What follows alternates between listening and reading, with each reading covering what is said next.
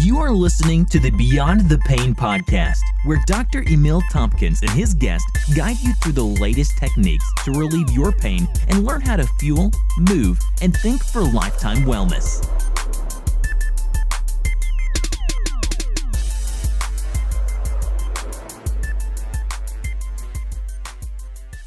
We're going to be talking about the opioid epidemic. It is an issue that is affecting our nation. It is affecting our families. It is affecting our children. It is something that we need to take some honest looks, have some honest conversations about how we can make a difference, what this is, what it's doing. And I want to start with a story. And it's not a happy story, so I'm just going to warn you now. For more than a day, the 7-year-old girl had been trying to wake her parents. Dutifully, she got dressed in their apartment outside of Pittsburgh on Monday morning and went to school, keeping her worries to herself. But on the bus ride home, police say she told the bus driver that she had been unable to wake up her parents in her house. Inside this home, the authorities found the bodies of Christopher Dilley, 26, and Jessica Lally, 25, dead of suspected drug overdoses, according to police. Also inside the home, there were 3 other kids, 5, 3, and 9 months old. Guys, the opioid epidemic is a public health crisis, the likes of which we have not seen, ever. Pennsylvania alone, 10 people every single day die because of opioid addiction. Nationwide, opioids such as heroin, prescription pain relievers, killed more than 28,000 people in 2014, 35,000 people in 2015. It's just growing. If 35,000 people were dying of something other than a medication, there would be a lot more that's being done about it. Guys, half of all opioid overdoses involve something that was prescribed, according to the CDC. I'm not making this up. This has quadrupled since 1999. So, this couple's 7-year-old daughter asked the officer that day, with her parents dead in their apartment, if the officer would sign her homework, because she really had to have her homework signed that day. This is affecting families. This is affecting kids. This is heartbreaking. This is something that never, ever, ever should be happening. But the only way that there is going to be a difference, the only way we're going to make sure that it never, ever happens is if we do something about it. So what is this opioid epidemic? People have pain. Pain is a real issue. It's the whole reason why we have this podcast, Beyond Pain Relief, because we need for us to not only feel better, but we need to achieve real, true health. And the problem with the opioid issue is that people have pain, they go to their doctor prescribes something for pain. If that doesn't work, they prescribe something smaller, something in this opioid category. We'll talk about what those are in a moment. And they'll give them that medication, and those medications are very powerful, and they tend to make a difference in the amount of pain that you're experiencing. However, opioid medications are something that the body develops a tolerance to, and what that means is to get the same result, to get that same pain relief, then you need more of the medication. So, you're not going to get better unless you have more of the medication. And so they get more. They get more until the doctors start to get looked at or questioned, or until they hit a certain amount that they realize that it's unsafe, and the doctor will then decide you cannot have any more of these opioid medications. The problem is this person is in pain, and this person does, quote unquote, need more, because again, the body has developed a tolerance.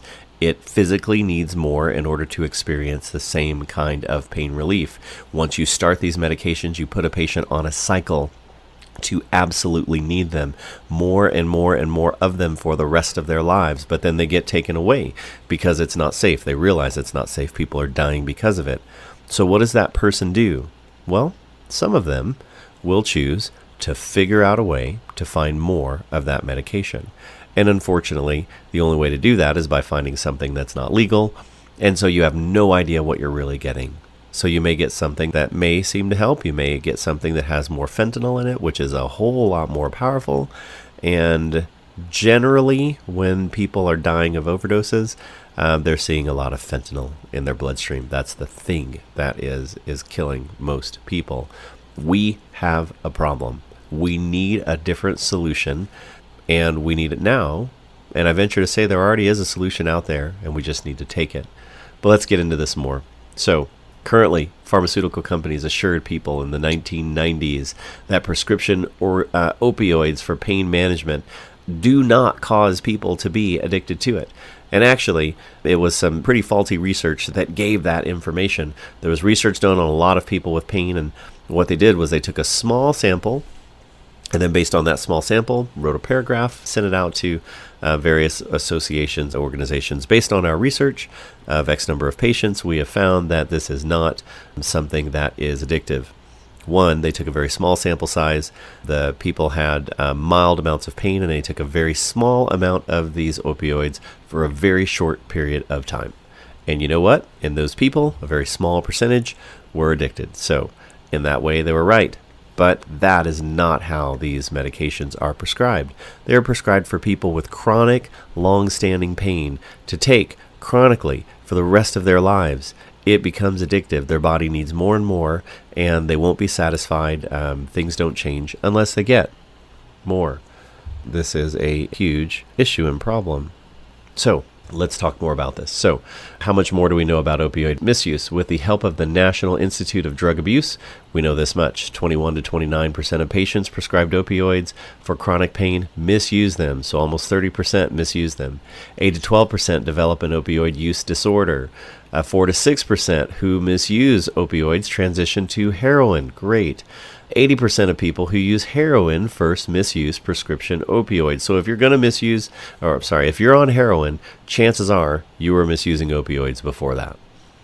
Opioid overdoses increased 30% from July 16 to September 17 in 45 states.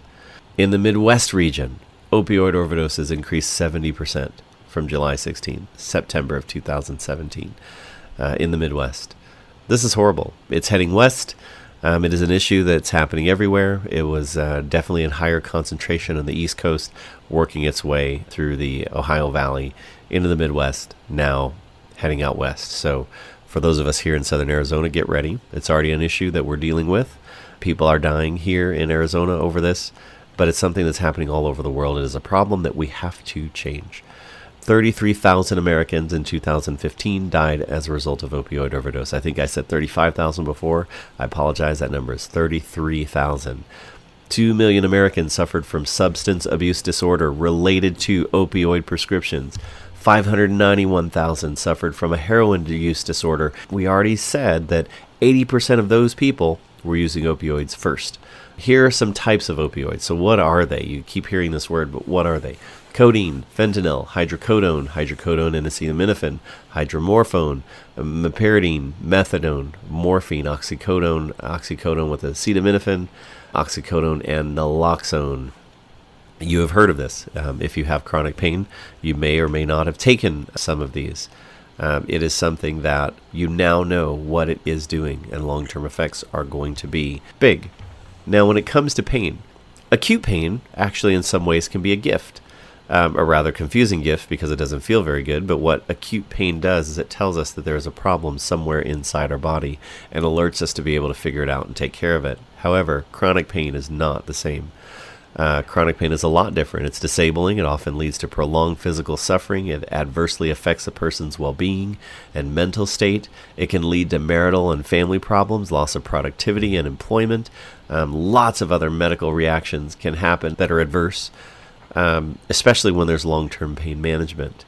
This is a complex problem, and a lot of people just don't feel like they have a choice. But guys, you do have a choice.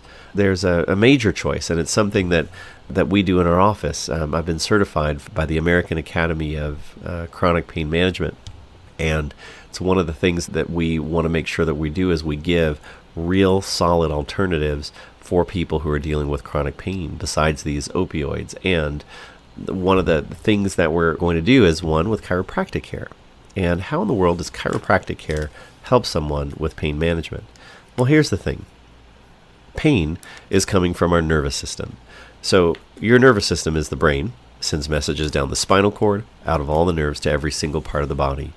Each of those nerves have different kinds of nerve fibers and different kinds of receptors. You have pain receptors that are, they're called nociceptors. You have other receptors called sensory receptors. You have motor nerves that control the muscles. But if you're affecting those sensory nerves or those pain receptors, those nociceptors, you're going to have more pain. As a chiropractor, what I do is I look at the spine. I look at those nerves that are traveling out of the spine, and I look for any areas of imbalance. Because if you have imbalance, those nerves are not going to function the way that they're supposed to. You're going to have more pain. If you've had a structural, postural imbalance that's been long-standing, and some of these things happen as early as birth, scoliosis develops as early as between 8 and 12, these kinds of things you can have all of your life creating this imbalance that's leading to more pain. As a chiropractor, what we do is we find those areas that aren't functioning well, and then we correct them. And as we correct them, your body is going to feel better, certain things are going to function better, and you're going to be healthier in the long run. And that's our goal, is to get you as healthy as possible. And here's some of the research, because the research bears it out. Evidence suggests that manual therapy, including adjustments, manual therapy and exercise together are more effective than a lot of other alternative strategies for patients with pain. Spinal manipulative therapy, chiropractic adjustments, is associated with improvement in function in up to 6 weeks with transient musculoskeletal pain. Now, here's a lower back pain study, and this is a big one. 94% of people who were adjusted had a 30% reduction in low back pain at week 4. Let's compare that to medical care. What do you think would be the medical care? You take powerful opioids or something. What do you think your percentage of achieving that same type of reduction in pain? It's only 56%. So 90% of people that were adjusted will see change. 56% receive change with medication. You want chiropractic care if you're dealing with pain.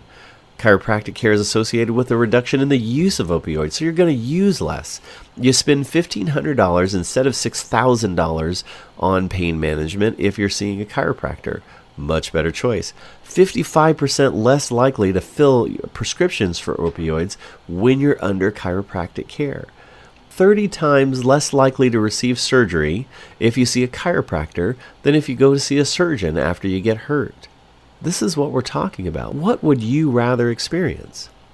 Would you rather have surgery, or would you rather be able to avoid that? Most people want to avoid that. Would you rather spend $6,000 on pain management or $1,500? I mean, certainly we'd rather spend none, which, if you listen to all the episodes of this podcast and you learn ways to live beyond that pain, live beyond pain relief, then maybe you wouldn't need any of it. The thing is, guys, is there are ways that you can be healthy. There are ways that you can experience health without dealing with these opioids. You can have pain relief with chiropractic care, a safe and natural way. There's a reason why my malpractice insurance is incredibly low, because people that come to our office don't get hurt, don't get injured, don't die. It doesn't happen. It doesn't happen. 33,000 people died because of opioids in 2015. And unfortunately, I just don't have the other numbers. I probably can come up with those other numbers, and unfortunately, the numbers are just going up. They're not getting better yet. We've got to do something about it. One of the first things that we can do is, if you are experiencing pain, if you know someone who's experiencing pain, let them know that there is an alternative to what they've been doing. If they're talking about how their oxycodone isn't working or something like that, and they need something else or something more, they need to know about chiropractic care. The story of this family and the kid who saw her parents dead, this is happening way too often. We should never experience anything like this. And I invite you to share this with others so that you can make a difference in the lives of yourself and the lives of people around you. Hey guys, I'm Dr. Emil Tompkins. I hope you have a great day.